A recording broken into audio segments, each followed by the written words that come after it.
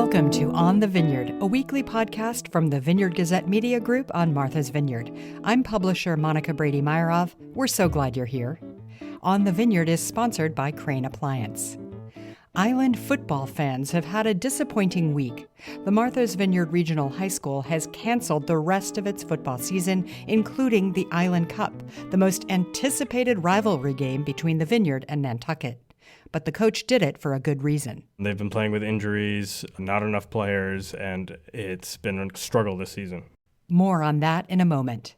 There's been so much Halloween on the Vineyard even before we reached Halloween. Oak Bluffs had trick-or-treating at stores on Circuit Ave last weekend, and last night, zombies of all kinds haunted Oak Bluffs bars and restaurants for the 17th annual Zombie Bar Crawl. You have to see the makeup and costumes of some of these zombies on the Vineyard Gazette's website. It's incredible. There's also a haunted house at the Martha's Vineyard Screen Printing Company in Vineyard Haven and ghost stories at the Grange.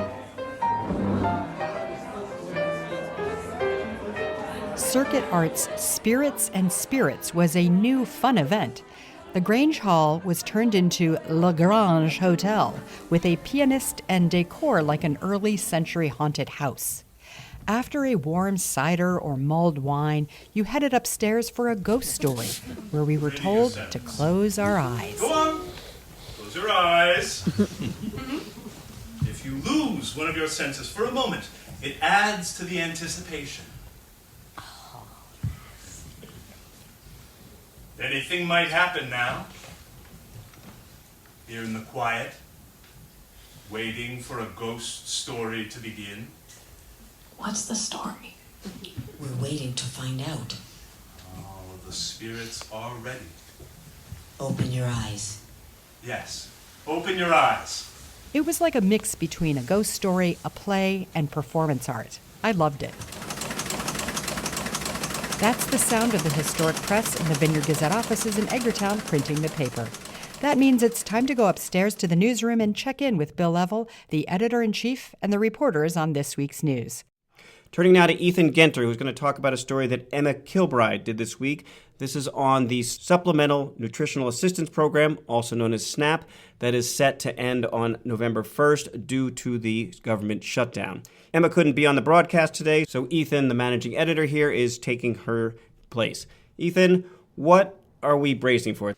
Here on Martha's Vineyard, we have high cost of living. 1 in 5 people are already on food assistance over at the Island Grown Initiative Food Pantry. And so when you're already at this baseline, any kind of cut in assistance is expected to really hit people here. We talked to several different people who help and advocates on the island, and they are really readying for people. When you take one piece of the puzzle out here, it's going to strain everybody else more. Yeah, and that number alone, 1 in 5, who rely on this assistance is just an incredible statistic for a small community. Yeah, and for people on SNAP, it's estimated more than 1,000 people on the island out of a population of about 20,000, so it's not an insignificant portion. And like you said, even if you're not on SNAP, there's questions about how does this affect everything else. People have seen other payouts slow, other assistance slow during the federal government shutdown, which we don't really seem to have an end in sight at the moment. And another important point you put out, it's like then this money is spent at grocery stores, at farmers markets, so then actual purveyors will lose that income.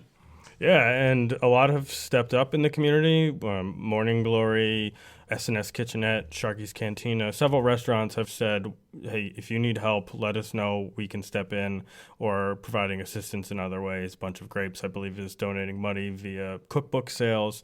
So the community has really stepped up to help folks at this moment. Yeah, and then just highlighting our uniqueness as a seasonal community. It's coming in November.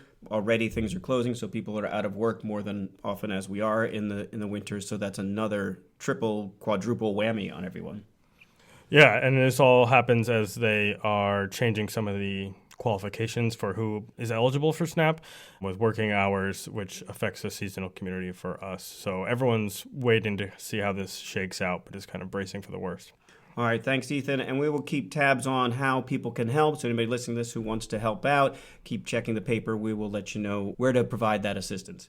Also, on the bad news front, there was surprise news over the weekend that the Island Cup, the storied football game between Martha's Vineyard and Nantucket that was going to be played here this year, was canceled. Exactly. On Saturday, Coach Mottola called in the boys and said, we just don't have the numbers to play a game this year.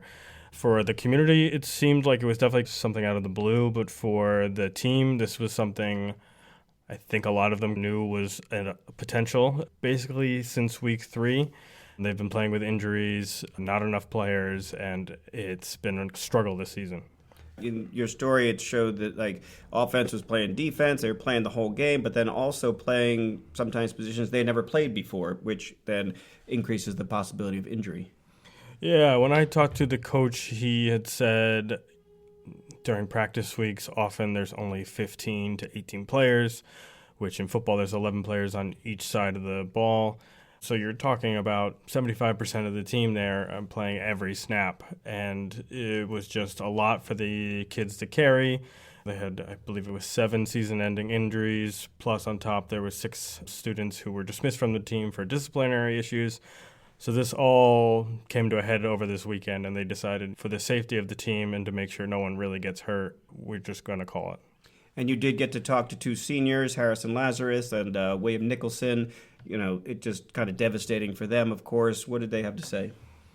This is the game that students wait for all season. This is what they are really playing for.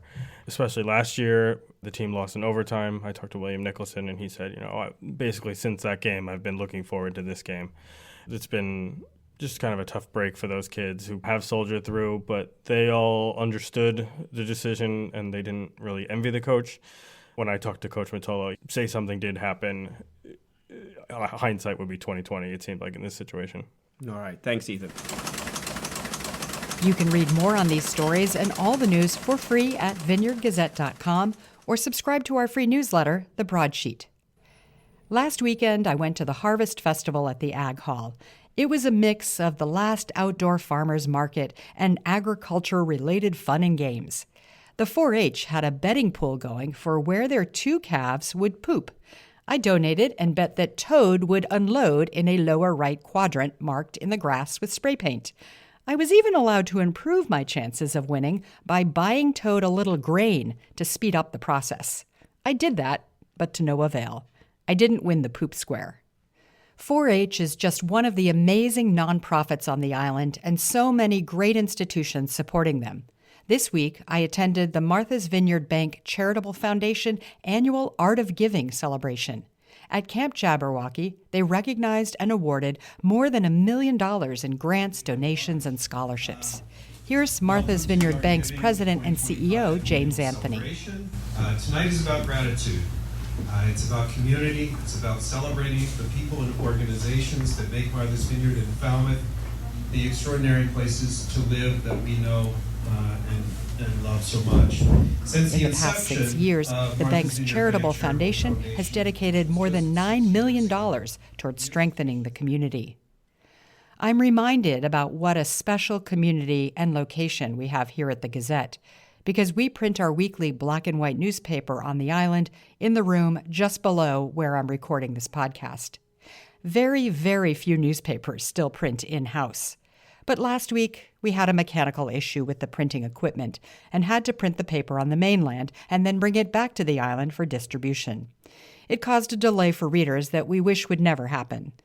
And it made me think about this interview Lindsay Lee of the Martha's Vineyard Museum did with our former publisher, Henry Beadle Huff, in 1982. We came to Edgartown to live in 1920, took over the Gazette, and it was on the second story of a building which then stood where the Harborside liquor store was until later. It was a different building, but it looked much the same.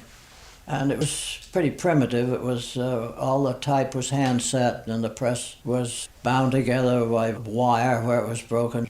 So a year later moved to a building built about 1760 next to where the Gazette is now, but that building was very small and has since been torn down, and the Gazette has been in its present quarters since 1939.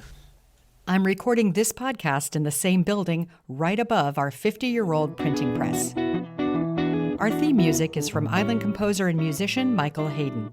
If you like the show, please follow us so you won't miss an episode, and tell a friend who loves the Vineyard. Thanks to our sponsor, Crane Appliance. Their appliance experts listen to your needs and help you choose the right appliances for your home. Crane Appliance. They call the Cape and Islands home. I'm Monica Brady-Myrov. Thanks for joining us on The Vineyard. Talk to you next week.